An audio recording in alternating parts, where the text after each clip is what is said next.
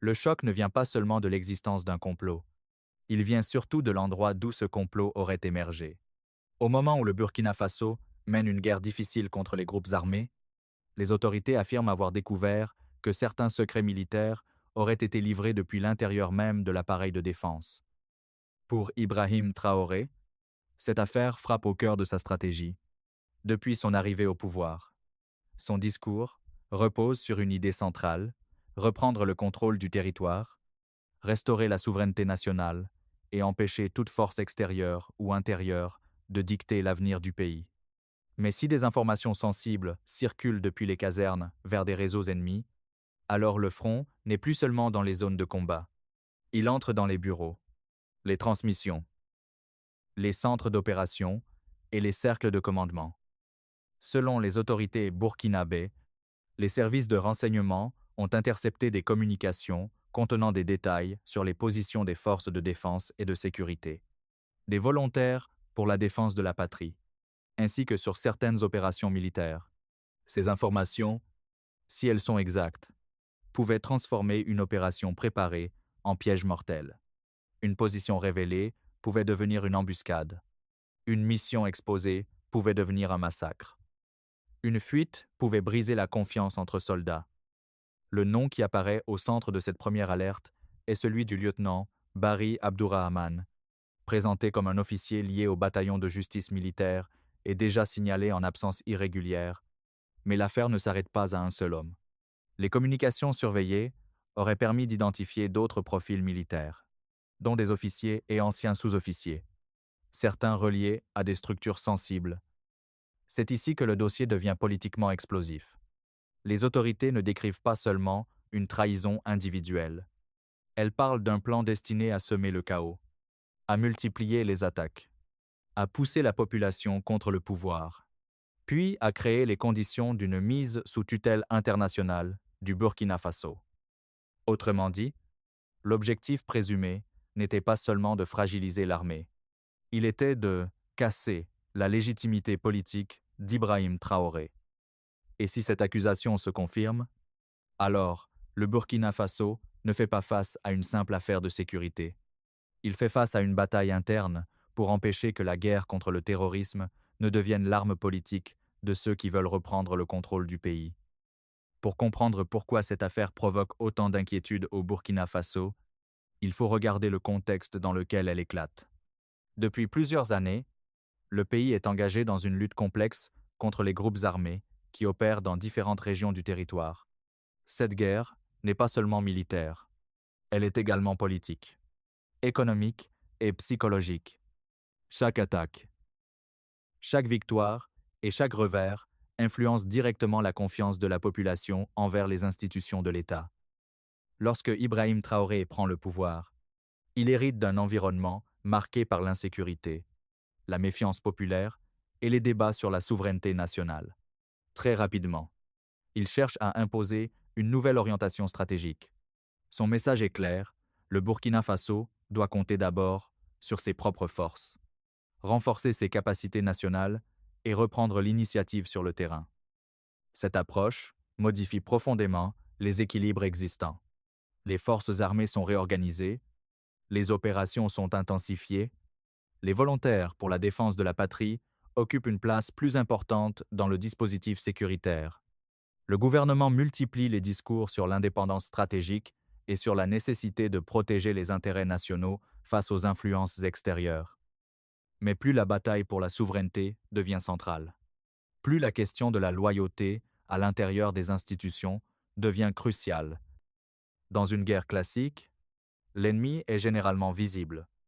Dans une guerre asymétrique, la situation est beaucoup plus compliquée. Les groupes armés cherchent non seulement à affronter les forces de sécurité, mais aussi à obtenir des renseignements, à infiltrer des réseaux, à semer la peur et à affaiblir la confiance dans l'État. C'est précisément pour cette raison que les informations militaires sensibles représentent une ressource stratégique majeure. Connaître l'emplacement d'une unité, l'itinéraire d'une opération ou le dispositif de protection d'une zone peut modifier complètement le résultat d'un affrontement. Selon les éléments communiqués par les autorités, les personnes visées par l'enquête auraient eu accès à des informations capables d'influencer directement les opérations sur le terrain. Si ces accusations sont fondées, cela signifie que le danger ne provenait pas uniquement des groupes armés eux-mêmes, mais également de ceux qui pouvaient leur fournir un avantage décisif. La situation devient encore plus préoccupante lorsque les enquêteurs évoquent l'existence d'un réseau plutôt qu'une action isolée. Dans l'esprit des autorités, un réseau suppose une coordination, des objectifs communs et une stratégie de long terme. Cela change totalement l'échelle de la menace. Selon la version officielle, l'objectif ne consistait pas simplement à transmettre des informations confidentielles.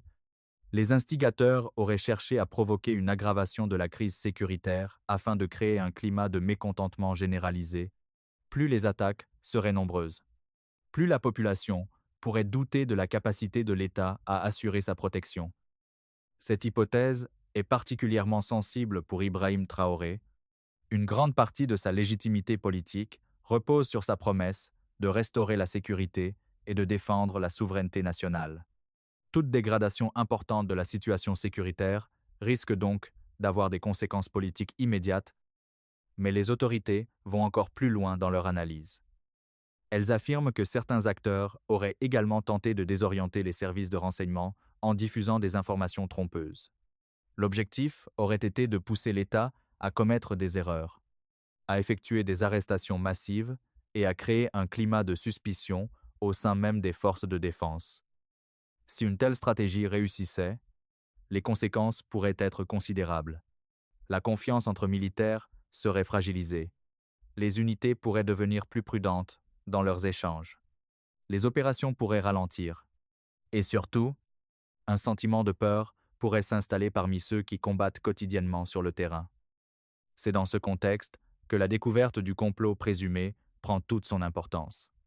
Pour le gouvernement, il ne s'agit pas seulement d'une enquête criminelle. Il s'agit d'un affrontement autour du futur du Burkina Faso.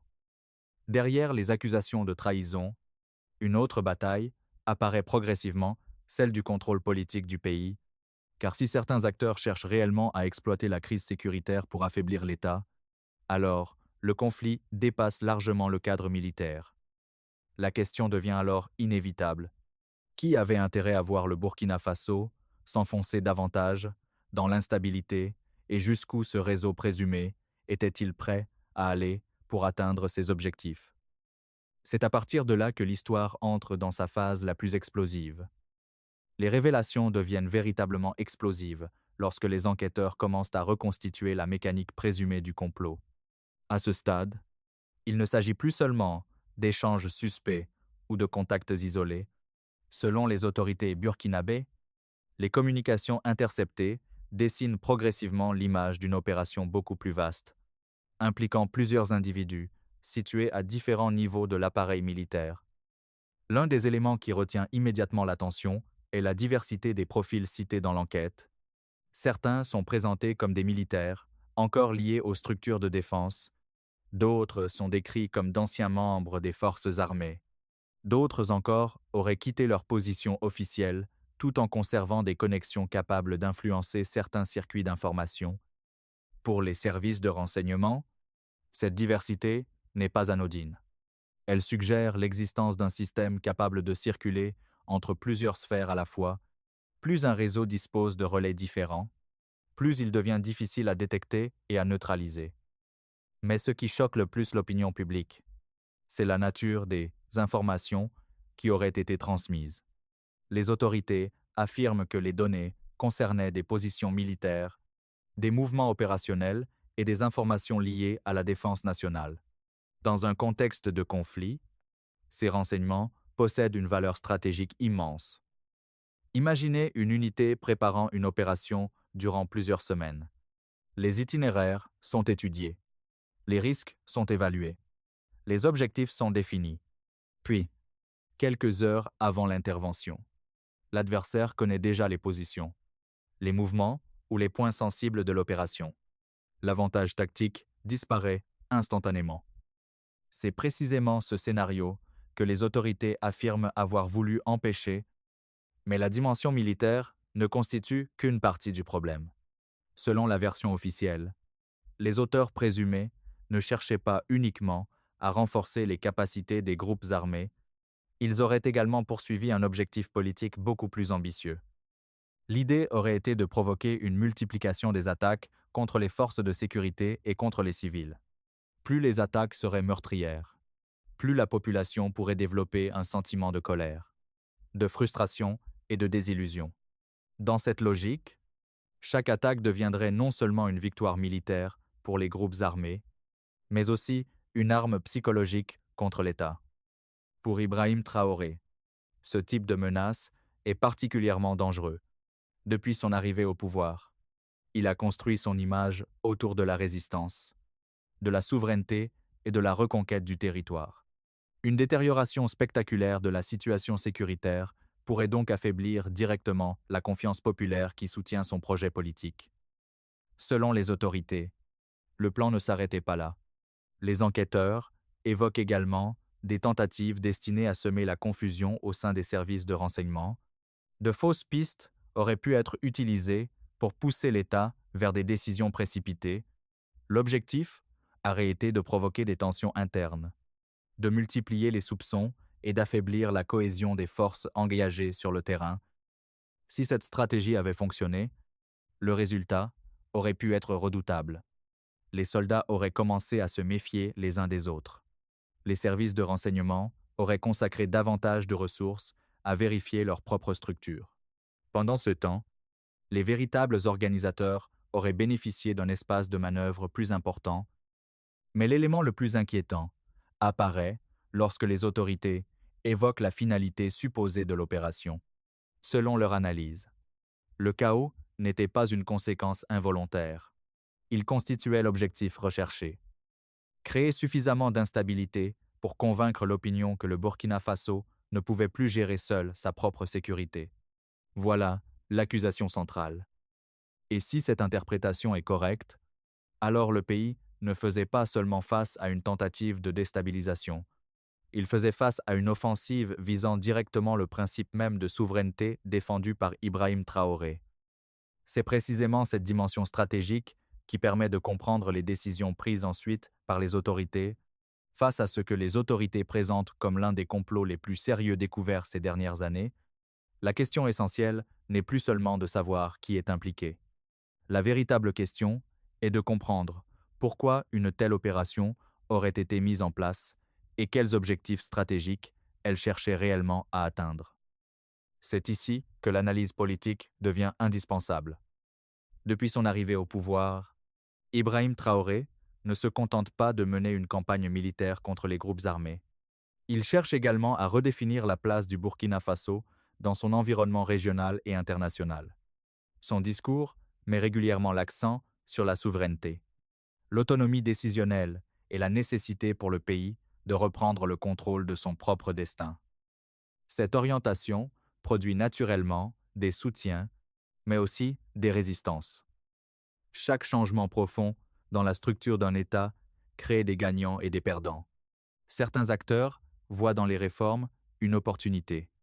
D'autres considèrent ces transformations comme une menace pour leurs intérêts, leur réseau ou leur influence.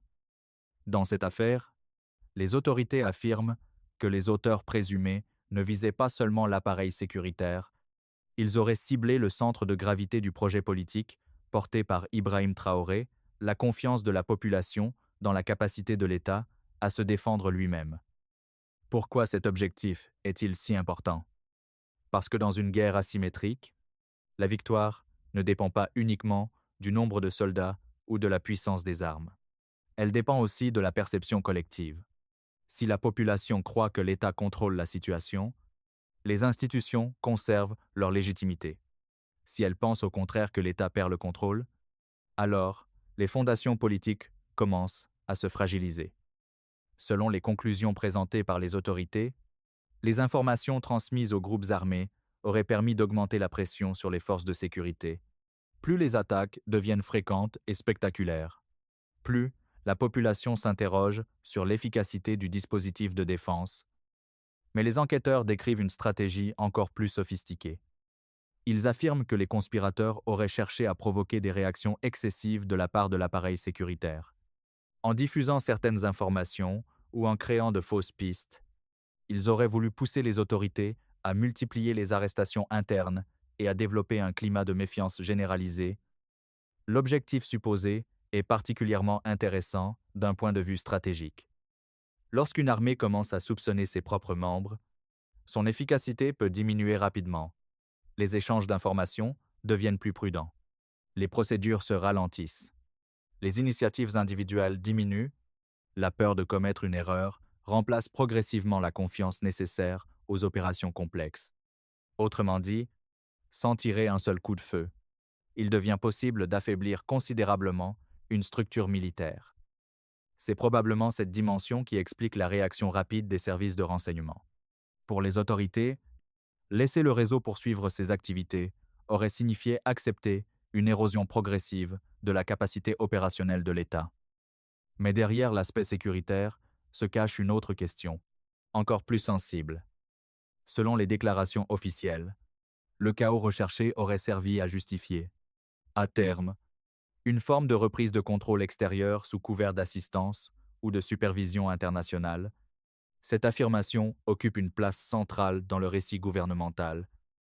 Dans cette lecture, l'instabilité n'est pas la destination finale. Elle constitue un outil. Plus le pays paraît incapable de gérer sa sécurité, plus certains acteurs pourraient défendre l'idée qu'une intervention extérieure devient nécessaire. C'est précisément ce scénario que le pouvoir affirme vouloir empêcher. Pour Ibrahim Traoré, l'enjeu dépasse donc largement la neutralisation de quelques individus. Il s'agit de protéger un projet politique fondé sur l'idée que le Burkina Faso doit conserver sa capacité de décision et sa souveraineté. Cette affaire révèle ainsi une réalité souvent ignorée. Les conflits modernes ne se jouent pas uniquement sur les champs de bataille. Ils se déroulent également dans les réseaux de communication, dans les systèmes d'information, dans les structures administratives et dans la perception collective des citoyens. Une armée peut gagner des combats et perdre la guerre de l'opinion. Un gouvernement peut renforcer ses capacités militaires tout en voyant sa légitimité s'éroder sous l'effet d'opérations invisibles. C'est pourquoi la découverte de ce complot présumé représente bien plus qu'un succès du renseignement. Elle marque un affrontement entre deux visions opposées de l'avenir du Burkina Faso. La question est désormais de savoir quelles conséquences cette affaire pourrait avoir sur le pays, sur les institutions et sur l'avenir politique d'Ibrahim Traoré lui-même. Une fois le choc initial passé, une autre phase commence. Souvent, les conséquences les plus importantes d'une affaire de cette nature n'apparaissent pas immédiatement. Elles se développent progressivement à travers les institutions, les forces armées, l'opinion publique et les équilibres politiques du pays. Pour Ibrahim Traoré, la découverte de ce complot présumé représente à la fois une menace et une opportunité. La menace est évidente. Lorsqu'un gouvernement annonce qu'un réseau interne aurait transmis des informations sensibles à des groupes armés, cela révèle automatiquement l'existence de vulnérabilités au sein de l'appareil d'État. Même si le complot est déjoué, la simple possibilité qu'un tel système ait pu fonctionner soulève des interrogations sur les mécanismes de contrôle, de surveillance et de sécurité. Les citoyens se posent alors des questions légitimes. Combien de temps ces activités ont-elles duré? Jusqu'où les infiltrations ont-elles pu s'étendre? Existe-t-il d'autres relais encore inconnus? Les autorités disposent-elles désormais de tous les éléments nécessaires pour sécuriser durablement les structures concernées? Mais dans le même temps, cette affaire offre également au pouvoir une occasion de renforcer son discours politique. Depuis plusieurs années, Ibrahim Traoré affirme que les défis auxquels le Burkina Faso est confronté ne proviennent pas uniquement des attaques armées.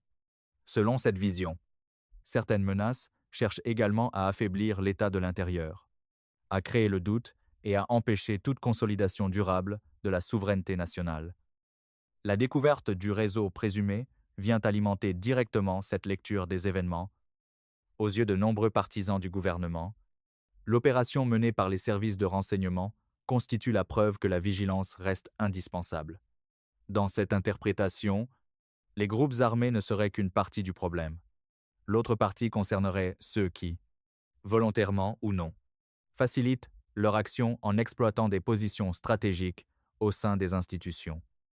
Cette perception peut produire un effet politique important. Lorsqu'un pouvoir parvient à démontrer qu'il a identifié une menace interne avant qu'elle ne provoque des dégâts irréversibles, il renforce son image de protecteur de l'État. Le récit devient alors celui d'une administration capable d'anticiper les dangers plutôt que de simplement réagir après les crises. Cependant, un autre défi apparaît immédiatement. Pour préserver la crédibilité de l'enquête, les autorités doivent convaincre que les accusations reposent sur des preuves solides et sur des procédures rigoureuses. Dans des dossiers aussi sensibles, la bataille de l'information devient presque aussi importante que la bataille judiciaire. Les adversaires du pouvoir peuvent chercher à remettre en question certaines conclusions. Les soutiens du gouvernement, au contraire, peuvent considérer l'affaire comme une démonstration éclatante de l'efficacité des services de sécurité. Entre ces deux positions, l'opinion publique observe, compare et attend des résultats concrets. Au sein des forces armées, les effets peuvent également être profonds. D'un côté, la neutralisation d'un réseau suspect peut renforcer le sentiment que les institutions sont capables de se défendre contre les infiltrations. De l'autre, elle peut conduire à un renforcement des contrôles internes, à des vérifications plus strictes et à une surveillance accrue des circuits d'information sensibles. Cette évolution est souvent inévitable. Chaque fois qu'une faille est découverte, les organisations cherchent à corriger leurs mécanismes de protection. Le renseignement devient plus central. Les procédures changent. Les critères de confiance sont réévalués. Ce processus peut renforcer l'efficacité globale du système, mais il exige également un équilibre délicat pour éviter qu'un climat de suspicion permanente ne s'installe. Sur le plan international, l'affaire risque également d'attirer l'attention. Les partenaires étrangers, les observateurs régionaux et les organisations internationales suivent attentivement la situation sécuritaire du Burkina Faso, la manière dont cette enquête sera conduite, communiquée et conclue influencera inévitablement les perceptions extérieures du pays. Mais au-delà des réactions immédiates, une réalité demeure. Cette affaire rappelle que le combat mené par Ibrahim Traoré ne se limite pas aux opérations militaires visibles, il concerne également la protection des institutions, la cohésion des forces de sécurité et la capacité de l'État à résister aux tentatives de déstabilisation interne. Et c'est précisément cette bataille invisible qui pourrait déterminer l'avenir politique du Burkina Faso dans les années à venir. Car une fois le complot découvert, une dernière question demeure que révèle cette crise sur la direction que prend réellement le pays sous la présidence d'Ibrahim Traoré.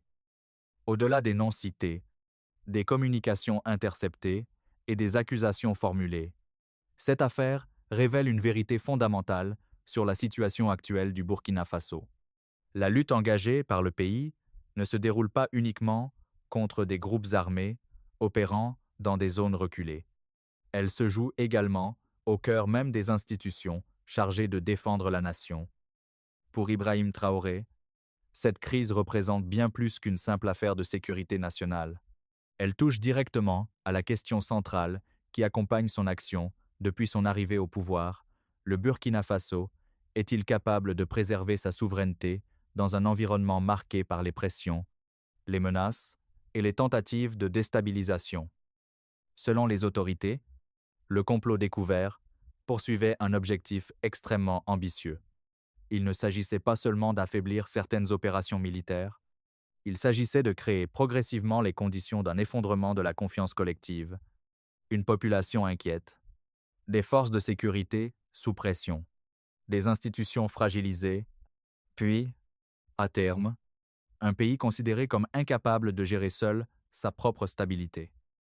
C'est précisément ce scénario que les services de renseignement affirment avoir empêché, mais même lorsqu'un complot est neutralisé, les questions qu'il soulève continuent d'exister. Comment renforcer durablement la sécurité des informations stratégiques? Comment protéger les institutions contre les infiltrations? Comment maintenir la confiance entre les soldats, les services de renseignement et les autorités politiques? Ces interrogations ne concernent pas seulement le Burkina Faso. Elles touchent l'ensemble des États confrontés à des conflits asymétriques où les batailles invisibles peuvent parfois produire des conséquences plus importantes que les affrontements eux-mêmes. Dans cette affaire, Ibrahim Traoré apparaît au centre d'un défi particulièrement complexe. D'un côté, il doit poursuivre les opérations destinées à améliorer la situation sécuritaire. De l'autre, il doit démontrer que les institutions nationales sont capables de résister aux tentatives de manipulation, d'infiltration et de déstabilisation. L'avenir dépendra largement de cette capacité, car si la souveraineté se défend sur les champs de bataille, elle se protège aussi dans les centres de commandement, dans les réseaux de renseignement et dans la confiance que les citoyens accordent à leurs institutions. Une chose est certaine, la découverte de ce réseau présumé marque un tournant important. Elle rappelle que les plus grandes menaces ne portent pas toujours un uniforme ennemi visible. Parfois, elles avancent dans l'ombre, utilisent l'information comme une arme et cherchent à transformer le doute en instrument de pouvoir. Le Burkina Faso entre désormais dans une nouvelle phase. Une phase où la vigilance, la cohésion et la confiance institutionnelle pourraient devenir aussi importantes que les victoires militaires elles-mêmes. Et tandis que l'enquête poursuit son cours, une question continue de résonner au-dessus de toutes les autres. Cette affaire n'est-elle que la fin d'un complot, ou le début d'une bataille encore plus vaste pour l'avenir politique et stratégique du Burkina Faso?